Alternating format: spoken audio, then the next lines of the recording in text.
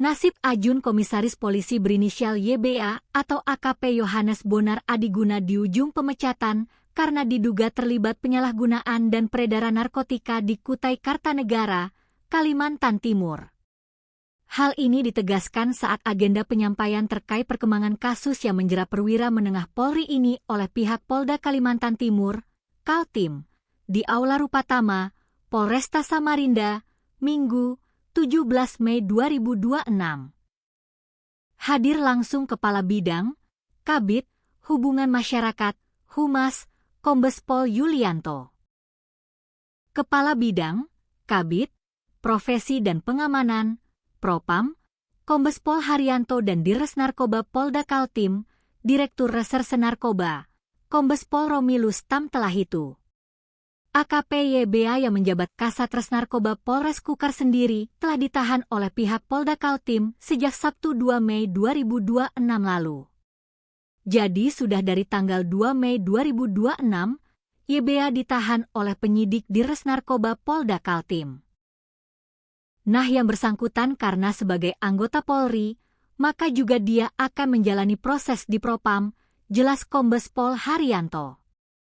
Pihak Polda Kaltim juga menegaskan bahwa jika ditemukan pelanggaran berat terkait perbuatan AKP YBA, maka pihaknya tak segan menindak tegas karena merupakan komitmen dari pimpinan, dalam hal ini Kapolda Kaltim.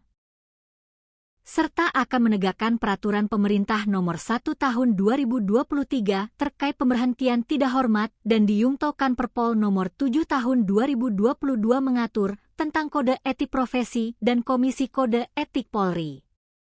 Kami selaku pengawas internal sudah melakukan langkah AKP YBA, kita lakukan pemeriksaan dan melengkapi berkasnya, termasuk saksi dan yang bersangkutan, kita juga siapkan sanksi karena merupakan anggota Polri, ada aturan yang berlaku, pemberhentian dengan tidak hormat, PDTH. Serta kami yungto ke aturan kode etik, ini yang kita berlakukan ke terduga pelanggar berinisial YBA, kata Kabid Propam.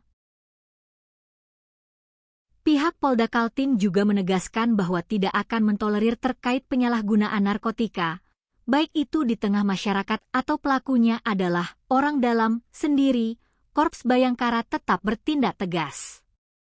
Ini juga bukti komitmen Bapak Kapolda. Tidak ada ruang bagi narkotika di wilayah Kaltim, baik bagi masyarakat umum maupun anggota Polri sendiri, terangnya. Kabid Propam juga menegaskan untuk persidangan kode etik YBA masih terus dilakukan penjadwalan dan pemenuhan berkas-berkas. Nantinya persidangan juga direncanakan dibuka untuk media massa agar bisa memantau dan diketahui oleh publik. Nanti sidang, kode etik, akan kita laksanakan dibuka, media agar memonitor juga pelaksanaan dan kita akan koordinasi dengan Kabid Humas, Pungkas Haryanto.